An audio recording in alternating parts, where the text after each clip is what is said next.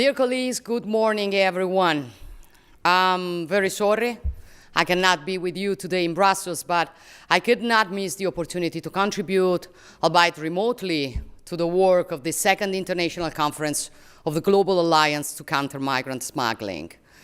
I want to address my greetings to all of you, and I wish to express my special thanks to Commissioner Brunner and to President von der Leyen also for the important announcement she just did.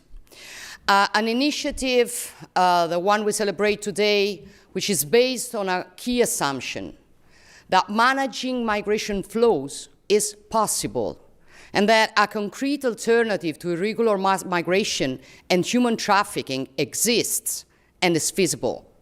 It is an alternative that puts legality first, that leaves no room for criminal organizations that profit from people's legitimate desire to gain better living conditions, and that aims to build a model of cooperation and development capable of addressing the root causes of migration. Italy strongly believes in this alliance and supports it firmly because its objectives coincide with the approach that Italy has been pursuing for some time. This approach requires the broadest possible cooperation in order to achieve concrete results. That is why one of our focuses has always been on the external dimension. Today, for example, the Mattei Plan for Africa, which is an initiative that the Italian government is pursuing, is no longer just an Italian initiative, but has become a European and international strategy which can count on synergies structured at various levels, a strategy such as the one we have consolidated. And I want to thank again Ursula von der Leyen for the work we've been performing together with the European Union's Global Gateway. This cooperation is already worth more than 1.2 billion euros and aims to implement projects and investments on the African continent that can generate stable and lasting socio-economic development. But it is a commitment that Italy is also pursuing with the Rome process on migration and development, to which many of you are already contributing and which is proving to be a very effective tool for coordinating, for instance, collective efforts on assisted voluntary returns. Italy has also worked to propose innovative solutions which are now viewed with increasing interest and are gradually becoming common practice. I'm referring first and foremost to the protocol we signed with Albania. I wish to greet and thank Interior Minister Kochu, who is with you in Brussels today, in order to process asylum requests and repatriation procedures outside the EU, but under European jurisdiction. This model has been paved the way and at the European level.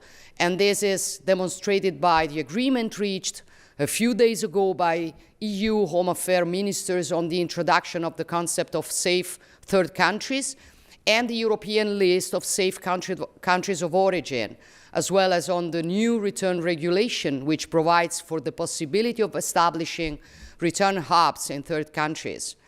We have believed in these choices from the outset because we are convinced that they will ensure faster and more reliable procedures, besides being an effective deterrent to those who have made human trafficking a heinous business. This logic also underpins the decision to launch a reflection on international conventions capacity to address the challenges of modern irregular migration and of security. This proposal has gradually gained support and is now taking shape in an initial political debate in the Committee of Ministers in Strasbourg, formalized in a political declaration promoted by Italy and Denmark and signed by 27 nations, namely more than half of the Council of Europe. The results achieved in recent years encourage us to move forward and tell us we are on the right track. The drastic drop in irregular migration flows to Europe, as well as the significant decrease in migrant deaths and disappearance in the Mediterranean, together with training and legal migration projects, prove that our cooperation is working. and that the efforts we have made together are heading in the right direction. We must now work to consolidate these efforts, renewing our commitment to the three pillars that characterize the Alliance action: preventing, countering, and providing alternatives to irregular migration. And I believe that one of the fields where we can make a difference if we work even more closely together is that of investigative and judicial cooperation. It is essential to maintain our focus on financial flows, but also to equip ourselves with new tools to strike at the heart of traffickers' profits and operations.